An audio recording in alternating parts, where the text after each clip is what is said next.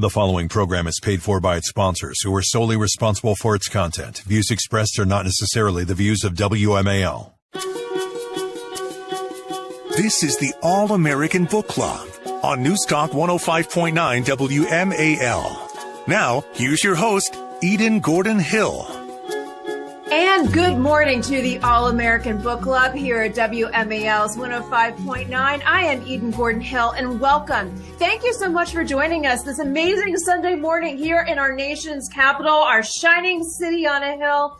I am so excited to bring here to the show this morning Nobody Wants You Healthy book author, Mark Richards, MD, based in Bethesda, Maryland. I tell you what, I absolutely love talking to Mark Richards, and here is why. I am a veteran spouse, and I am a veteran caregiver, and this is why we are really focused on you and your health this morning here at the All-American Book Club. I gotta tell you, as a veteran spouse and a veteran caregiver, Mark Richards introduced me to many opportunities for you, for me, and for the veteran and or veteran caregiver out there who may be suffering through chronic issues, dementia, cancer, you name it, things that they have been exposed to with serving in Iraq and Afghanistan. I say, let us help our veterans. Let us enable our caregivers with better opportunities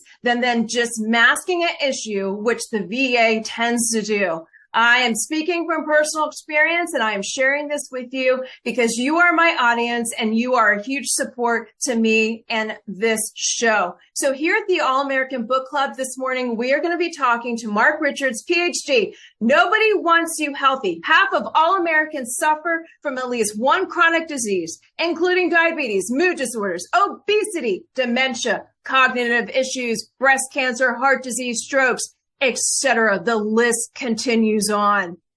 Did you guys know a simple, generic, long-lasting treatment used since 1940 has been shown to dramatically prevent or reverse these diseases by 50%? 50%!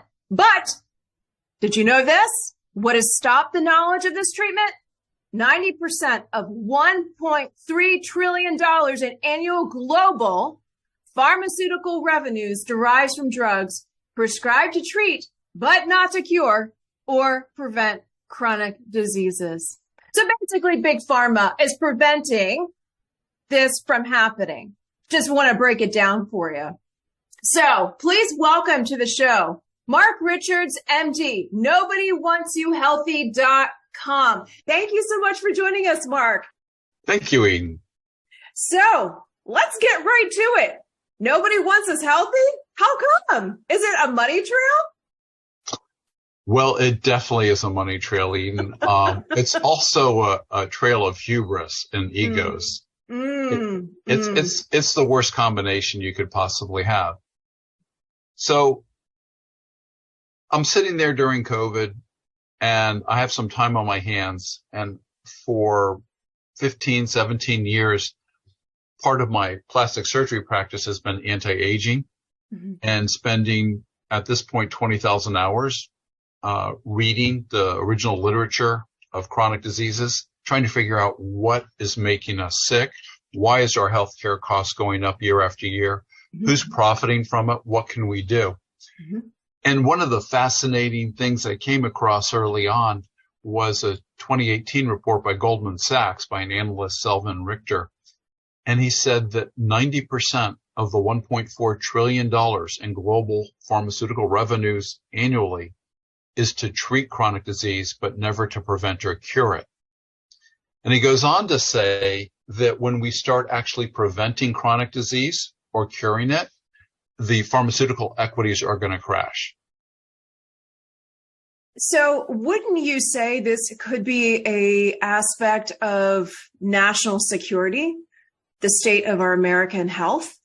Well, I would absolutely say as part of national security, but it goes so far beyond that. It goes into the productive survival of our species. And not to overstate it, but let me back up a little bit.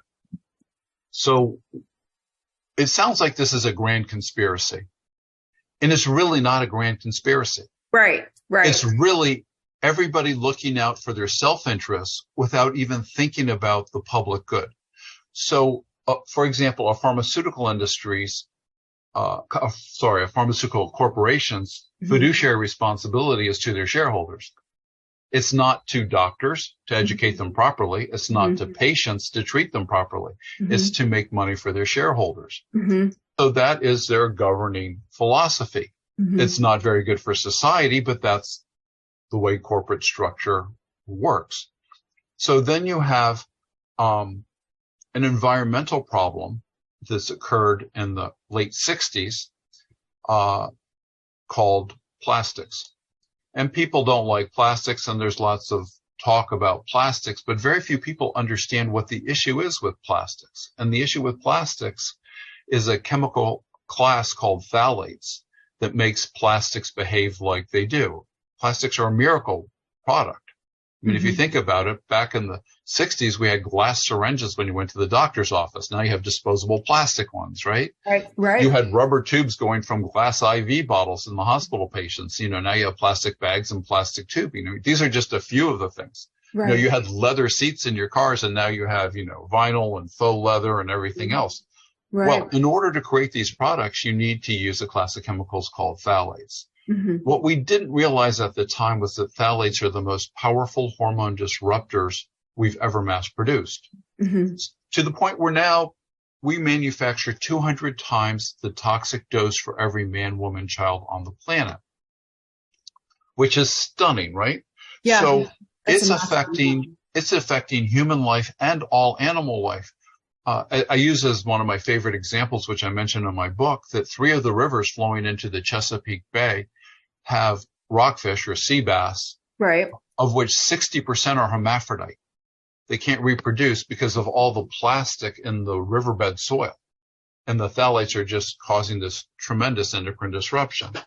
So where does this take us as far as human productivity, happiness, readiness, reproduction? Right. Well, it takes us into the fact that the most abundant hormone, and this is something doctors aren't taught because I know we spent 10 minutes on it in med school. The most abundant hormone in both men and women their entire life is a hormone called testosterone. It is also the most feared treatment of the pharmaceutical industry. Because it takes away from their dollar and their lining of their pockets, correct? That's exactly where I'm going. Let me just explain for the audience so they can follow this. I know that you jumped right to it, but let me just take it step by step here. So testosterone is the most abundant hormone, not because it's a sex hormone or a male hormone. It's the most abundant hormone of both sexes because it has 3 or 4 key functions without which all humans and most animal life would die. 1, it controls inflammation. So it helps prevent plaques in your arteries, preventing heart disease, strokes. It controls cellular immunity as well as the inflammation.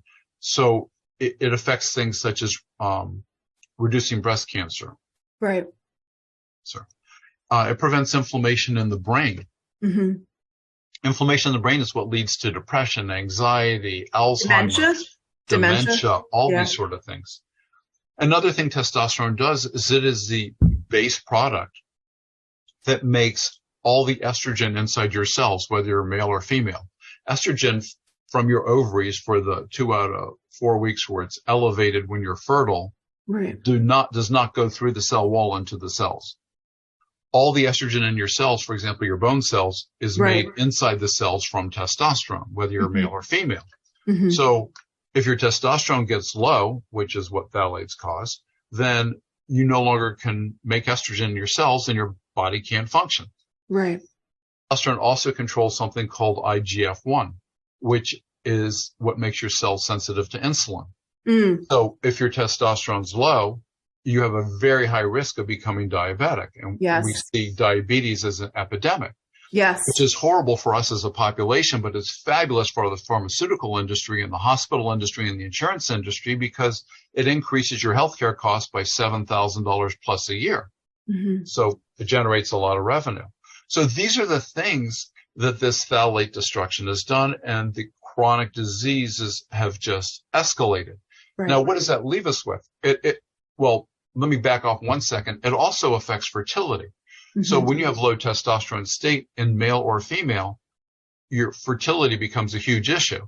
Mm-hmm. And the endocrine disruption of phthalates not only affects the ability to get pregnant, but it affects the fetus and causes learning disabilities and causes other problems for the offspring because it crosses the placental barrier. Testosterone doesn't cross the placental barrier, but phthalates certainly do, and it affects brain development, organ development, and causes a lot of problems. This ultimately leads back to your focus and your question today, which was, how does this affect national security? Right. When you have a population that is being chronically injured by this hormone disruption, they are definitely not at their peak. They have mental and emotional problems. They have brain fog, not necessarily very logical thinking. They have issues such as obesity, diabetes, heart disease, vascular disease. And it makes them unable to be fully productive.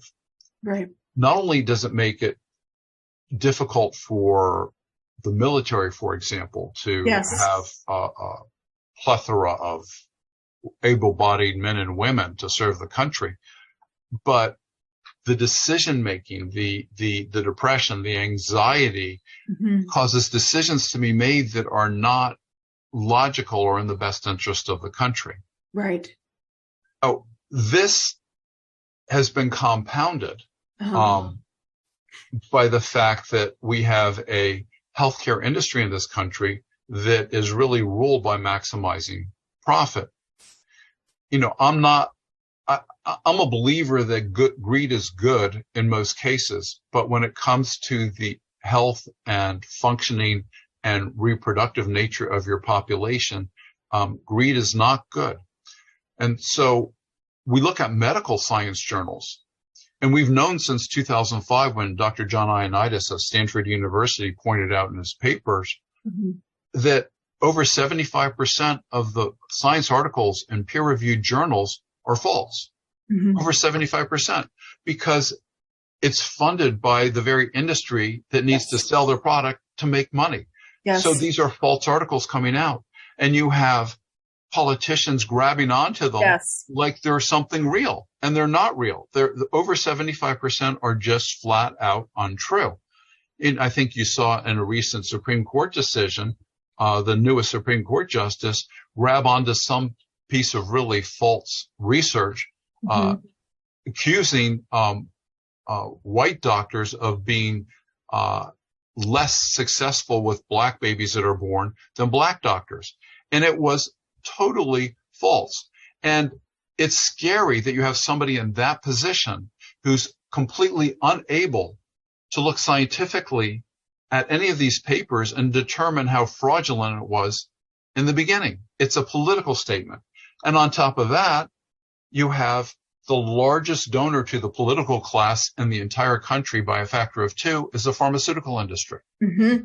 Thank you for saying that. Because I want to ask you something about that really quickly before I have to cut in here for a second. Sure. You said something to the effect of reduced population. And I will tell you, and for this audience, I know many people in this DC Beltway and this audience who are live streaming, they heard this statement from our sitting vice president that specifically too, she said, reducing the population. So is this current administration in bed with Big Pharma to do such as that? The answer to your question is a big yes and a big no. Okay. So the big yes is yes.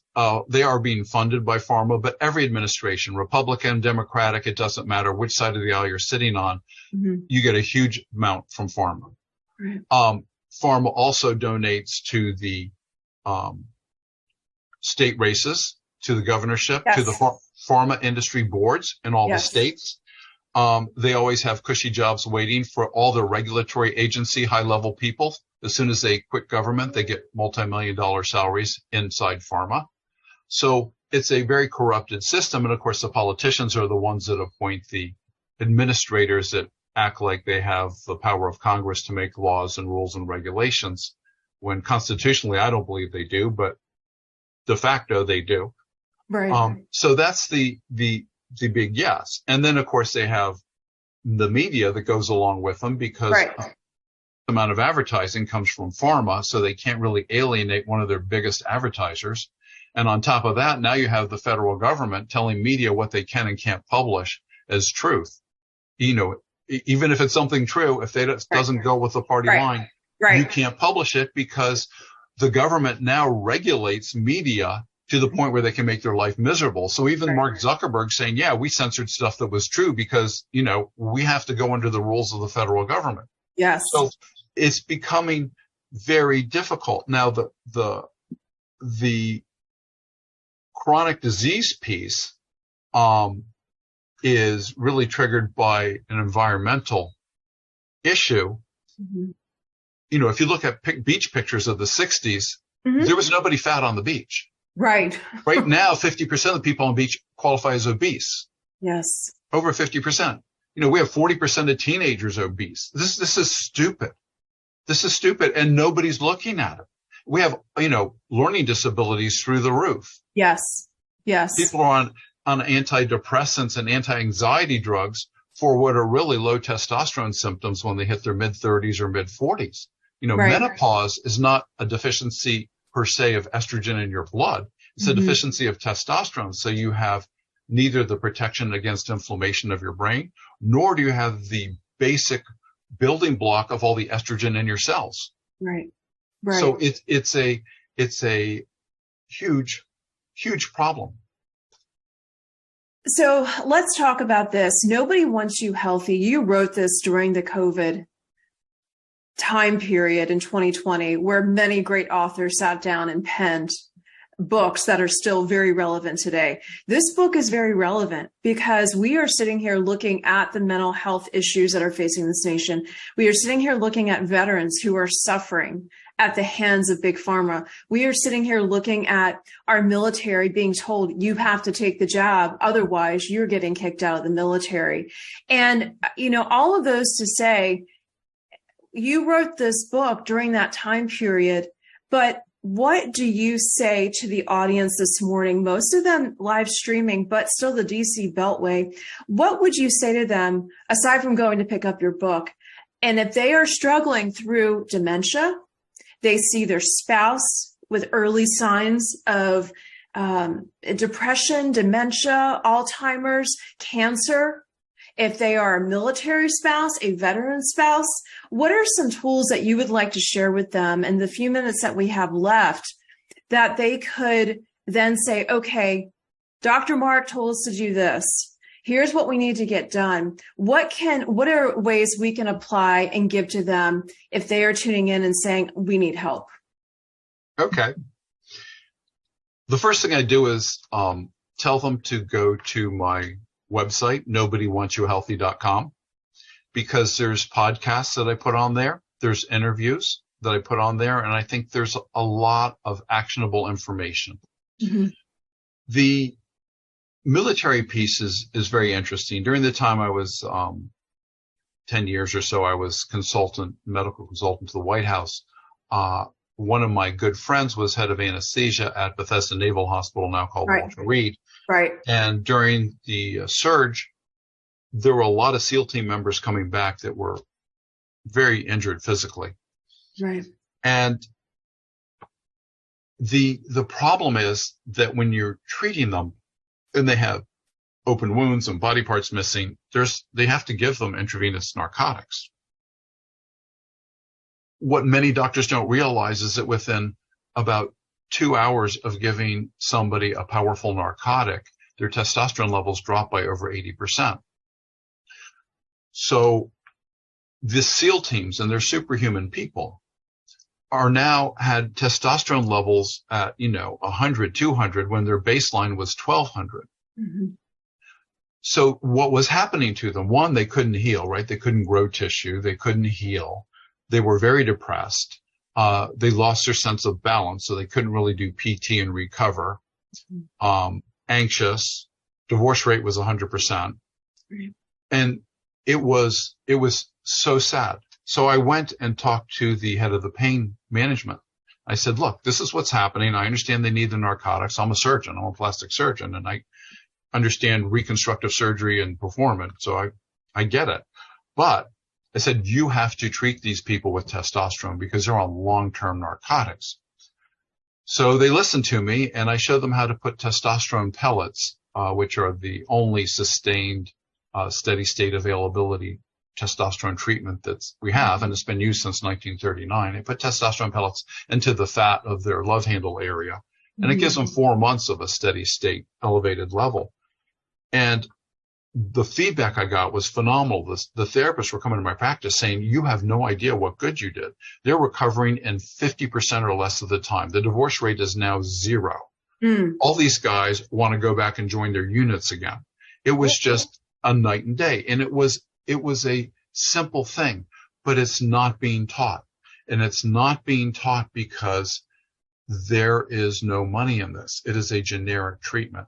Right. And if it becomes mainstream, which I think it will from voices like me and some others in the world, if it becomes mainstream, then revenues of the pharmaceutical industry, of the hospital industry, and of the health insurance industry are going to take a hit.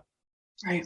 And the research that's coming out, you see, there's lots and lots of research showing all the benefits of testosterone, but the ones that get the media attention are these horrible fake articles that are statistically manipulated that show, oh, testosterone's so dangerous. Right. Well, when we do legitimate reviews of articles, it is crystal clear to every scientist who's honest that testosterone is only beneficial in both men and women, and that a testosterone deficiency, since it's the most abundant bioactive hormone in both sexes, is critical for causing disease. Right. Right.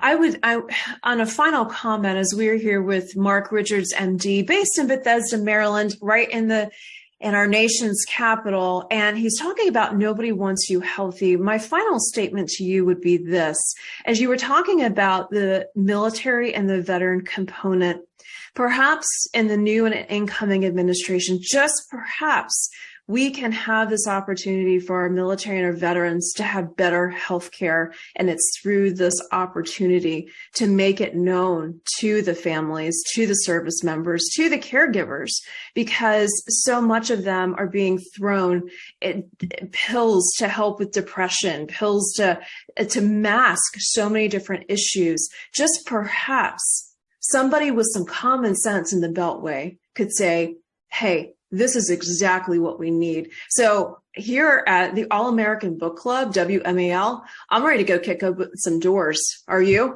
Let's do it, right? You know what? If they will listen, I am happy to speak, because I try not to get political. I try to just stay with the science, because if you really understand honest, true science, then the answers just pop out. It's not a struggle. Yeah. And, you know, well, when you want to, I'll get the political part for you. You handle the science. I'll do the politics here. So that sounds like a great deal. Well, Mark, thank you so much for joining the All-American Book Club. We look forward to your journey and the continued service that you're doing here in the DC Beltway area. Thank you so much for joining, and many blessings to you. Thank you, Eden.